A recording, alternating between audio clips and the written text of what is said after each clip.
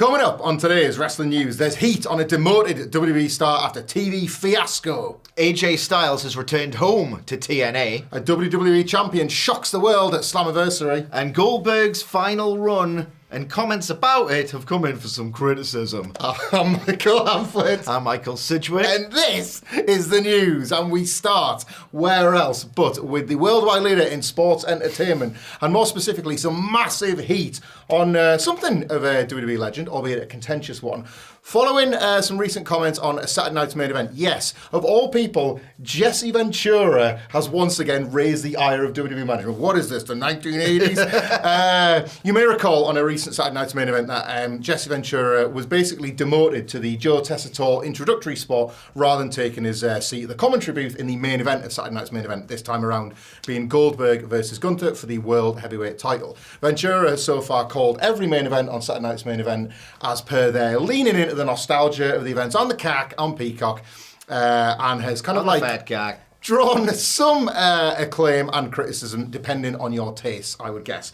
And yeah, this was most contentious in the Drew McIntyre Damian Priest steel cage match, where Damian Priest, upon winning the steel cage match, as many wrestlers do in WWE, by escaping the cage, earned a torrent of abuse from Ventura at ringside, pretty much as a showing off the air, trying to put over the top babyface by calling him a coward, calling him a complete loser, saying he was weak for leaving, all that kind of stuff. Kind of ruined the broadcast, if you like, the Fed. But a lot of people kind of enjoyed it, and he was kind of seen as that's just the body being the body, just Ventura going to business. Well, Dave Meltzer of the Wrestling Observer said that there was significant heat on him afterwards, and demotion was no accident. Quote was, this was seen as a fiasco by those within WWE, and it's obviously taken a bit of a while to trickle out because they like this presentation, everything to be seen as the kind of like the glossy, everything's fine in the Fed, that kind of thing. But yeah, this might be it for Jesse Ventura on commentary duties, if not as a host at least. Back and forth with the company for the last 20, 30 years, following his initial exit in 1990, his attempts to unionize in 1986. He's never been shy of saying what he thinks this time around. Because he doesn't need it, that's the thing. Yeah, it was just doing it on the microphone when they were trying to get an uppercard babyface over. Didn't exactly endear him to a top race. Yeah, I mean, look, here's the thing with Jesse the Body Ventura. I love him. He's got one of the best voices of all time. I'm a Running Man super fan. I genuinely thought something like this was going to come up. There were kind of inklings on the first SNME, or the rebooted version anyway, that, is he, has he done his study? Has he done his prep? And if you're Ventura, you're probably saying, I ain't got time to prep.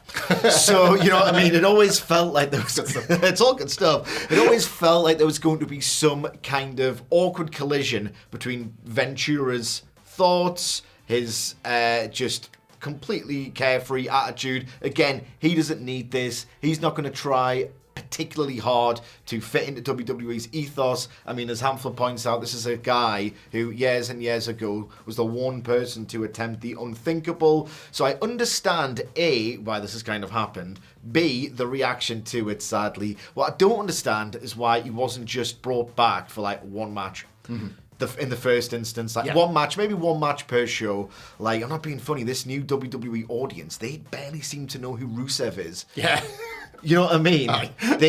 Triple H tried to get Tommaso Ciampa over early in his main roster booking run by having him pay tribute to Harley Race, whom both Ciampa and Triple H hold in enormous esteem, and no one really cared about that either. It's not a reflection on Harley Race, who was a legend, just a reflection on the shifting new WWE audience. So yeah, they don't really know who Rusev is. They don't seem to care about Andrade and Malachi Black and all these wrestlers who were around not that long ago. But regardless, I just thought the Ventura thing would have been a nice one-off. And if he says some things that are a bit old-fashioned, or he has his old head on, that is the price you pay when someone, it's not as if he's, Corey Graves doing the Triple A show, immaculately researched. It's his job, and he's done a really good job of it. it's Jesse. I just don't know what they expected. I hadn't considered we love having fun with this, but like the sheer time gulf between, yes, the nostalgia they're mining, but the Jesse Ventura absence from being a full-time commentator. Like Paul Heyman not being used as Jerry Lawler's replacement in 2001. Ladies and gentlemen, Bob Caudle, because he walked with Jim Ross. Yeah. Right? An entire audience who's that guy. So yeah, that's a fair one. Look, if you have any thoughts on Jesse Ventura's WWE return in this little Saturday Night's Main Event canon of late, let us know in the comments below. But if you've been unable to watch them on the CAC, because maybe your access around the world isn't as great as it could be, or you're sick of those YouTube adverts, whatever. I'm sick of those YouTube adverts, bro. Aren't we all? NordVPN is your answer, and we have still got ongoing the best offer, frankly, that we've been ever able to give. 76% off, 4 months free, and a $50 Amazon gift card. All the information is in the link in the information in the video below the description to this video. We wouldn't promote it unless we were significantly pleased with it ourselves. 76% off. Loads of people have indulged in this offer. Take advantage while you still can. As I understand it, we've only got it to the end of the month, so get it while you can. That's NordVPN. 76% off, 4 months free, and a $50 Amazon gift card. Information in the description. From Nord to, I've just realised I can't come up with a segue that rhymes. AJ Styles. To a berserk return. To a berserk return, indeed. Because it's gone berserk down in TNA. Because AJ Styles has in fact returned home to TNA. A sobering note on that. We are, time moves by in like slow and rapid and just increasingly broken, I can't believe this surreal ways. Styles is closing in, I believe, on being in the Fed for as long as he ever was in TNA. Yeah, this stings quite a lot. That. I mean, Jesus Christ. 9 years in WWE. I'm an old guy. But regardless, he went home to the promotion in which he made his name, built his reputation at TNA Slammiversary last night. The general gist is that he was sort of all but teased. Was he teased or confirmed for that show? Yeah, they had him like brushing off a treasure chest with there was gear and there stuff. was a sort of like a viral-esque marketing campaign. I think the strong, heavy implication, and wrestling has a habit of making this sort of stuff very obvious, was that he was going to be on the show. He did in fact appear on the show. He did not wrestle, ...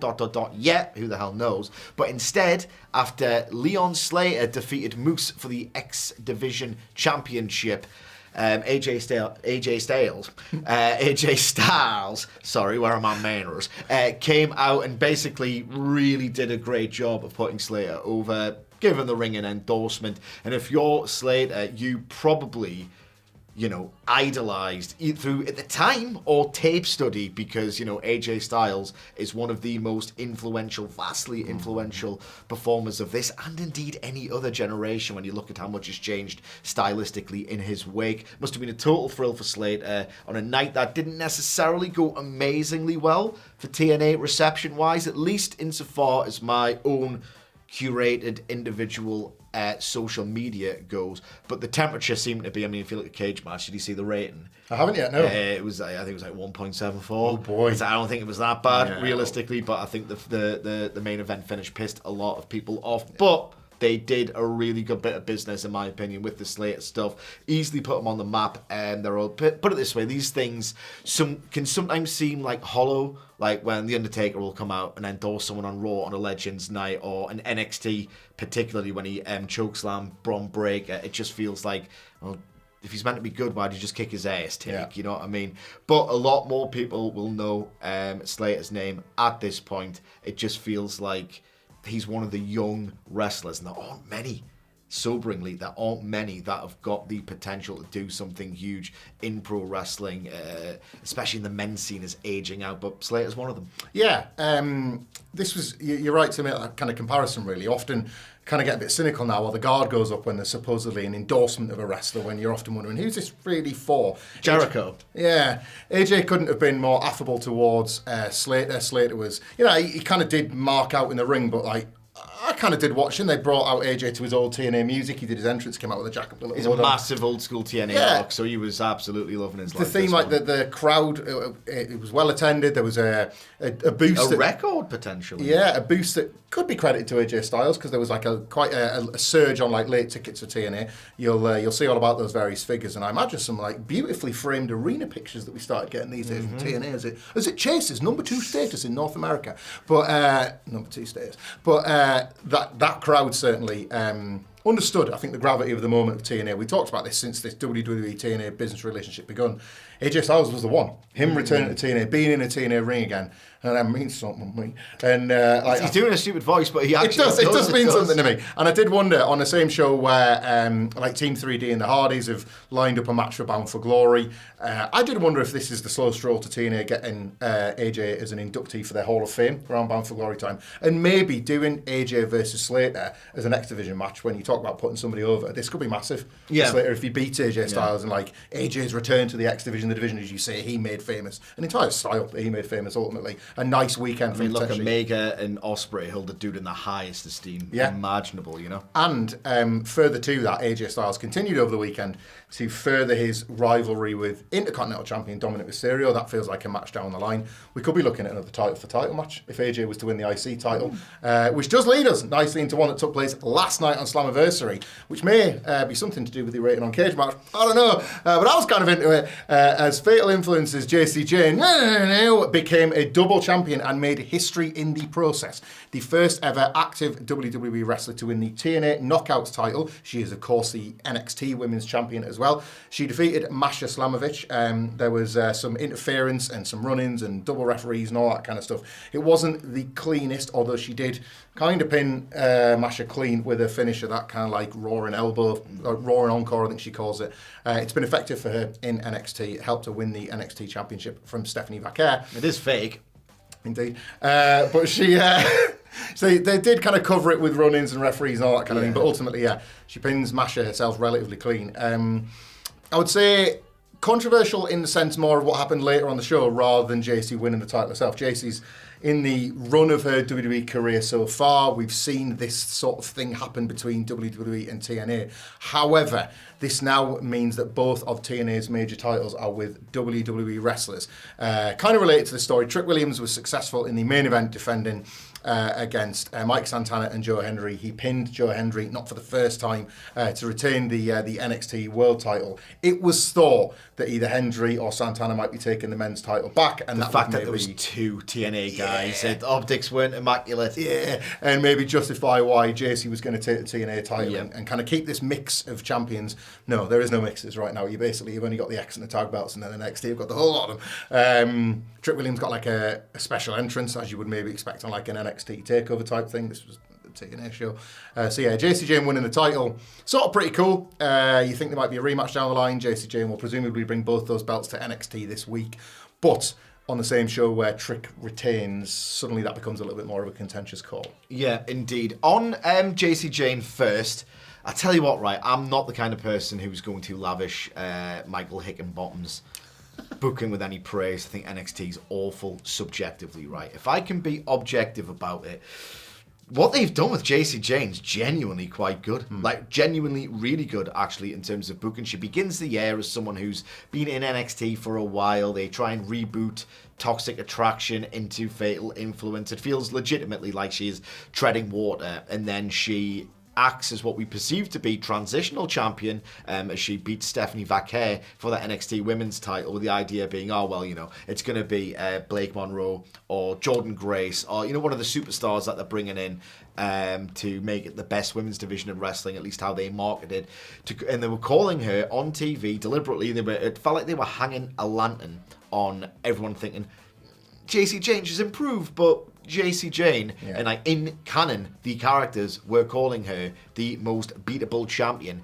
To subvert that, make her a double champion, and have her reflect the booking with some really strong in-ring performances and character work. They're quietly making a star with JC Jane down in NXT, and I think they've done a tremendous job booking. Now, on to the heavily rejected main event finish. Santana was in his hometown, of course, his home city. They did the finish that seems to happen in almost every single multi-man match ever. It wasn't even like a really good creative, we've screwed you finish. Not like, SummerSlam 97 being one of the all-time best in that regard. It was a very, very, very familiar finish. It looked like Trick Williams was injured, air quotes. He was playing past him. Santana hit his finish on Hendry, and then Trick Williams then decided to reveal, I'm actually all right, throws Santana out the ring, pins Hendry 1, 2, 3. I have to reckon with the fact that I'm 39 years old and, you know, like a pretentious prick, I'll say, am I getting a bit wiser or am I just dying inside more and more with each passing day? I don't particularly care about this, nor does it shock me or anything like that. This is TNA. Years, nay decades before they even struck up this business arrangement with WWE. They were already kind of enthralled to WWE, liberally borrowing from their format, their presentation, like going abs, doing cartwheels. What do the kids say? Twerking for any ex-WWE name who would like deign to sign with them, you know? So that's always a consideration. 2, I don't follow TNA particularly closely, right? We largely cover AEW and WWE on this channel, so I'm not going to sit here and pretend like a lot of people are that I'm a massive sort of credible person on the recent fortunes and the episodic TV of TNA wrestling, right? So I do look at this from an outside perspective, but I think that, you know, informs what I'm about to say. At least I hope it does. Every time it seems that TNA runs a show big enough for it to be a trending topic on X, the thing that the wrestling fans are talking about, or Squared Circle, Twitter, wherever, when they have a night to them, and it's the conversation is they always seem to like really piss the fans off. It happens every single time. Heat. It exists to build the big finish. It's happened to Henry last year. He wins the belt in the end. They kind of let you know it's going that way. But you're right. It always just seems to be like, I know it's going that way in 3 months. You can do it tonight if you want. Yeah. It's one of those where, here's the thing, if TNA didn't have such a stigma of doing this all the time to the point where it's almost like the Sideshow Bob Rake guy on The Simpsons, where like just every single time they just step into the rake. If, you know, they didn't have this reputation as heat, delayed gratification in the extreme, and they did this finish on this night, I would say, you know what, that's halfway smart. Wrestling never ever ends. They do not have or give themselves the luxury of an off season. You have to find a lot of dirty and honestly boring tricks. Look at the Death Riders over in AEW to keep your fans halfway invested, a bit annoyed with the idea being, God, I hope this ends at some point. Bloodline relentless interference. Death Riders going to hide the title from you. TNA brackets general. The idea, I think, a lot of bookers and promoters have exercised over the last however many years since time began, effectively, is piss them off. You get a nice happy ending in the end when you've been strung along with it, you know? Hey, it doesn't bother me at all. Really, it doesn't. It's just the TNA model. It's a lot of it is the pro wrestling model. I can understand why people are pissed off, was now the time, 8,000. You want to feel like this sort of fan-focused product that is like makes the fans happy and it's got a nice vibe and you want to dip back in. They've gone with the I'll come back next time. I'm not necessarily convinced of that, but again, if they hadn't kept doing it, I think with the most eyeballs on it, you kind of need a hook for, I have to come back and watch Santana win. In theory, it's fine. I don't think it's going to bloody work either way. It's TNA. They're going to be fine whatever they do. There is no controversy for me. No, I don't think it's controversial, and I think it's you raise the fact that this is like embedded in TNA's DNA. But what we might be witnessing here as well is this constant push and pull of this WWE relationship. You're talking about bigger audiences, or certainly the reflection of bigger audiences, and TNA gathering a bit of steam and momentum, and whatever you want to call it. But if you are using the WWE relationship, then it stands to reason that you're going to also use the WWE wrestlers, and that's how belts end up on, say, NXT. And there's, like, if anything, like as somebody that watches NXT for our coverage every week, it's kind of felt like a bit of a detriment to NXT's TV, whereas TNA is continuing to reap some of the benefits. So at least this heat this time that they always drag out, and potentially some sort of big happy ending, let's say, for some of the baby faces at Bound for Glory, is designed with business in mind. But I guess this is the delicate thing about working with WWE. They will get their way. So even if it appears on the surface to be good business, you just never know. Like, history says that this doesn't end well. But now we're like, probably like over a year into this. And like so far, so good for TNA with WWE. I don't know. I don't know what. Let us know what you think if you're a TNA diehard, I suppose. Yeah, like I don't know. Maybe I'm cynical. And as I said, I don't have the most emotionally intense attachment to TNA. But I'd know when people say, oh, God, the WWE guys have got the belts and da-da-da.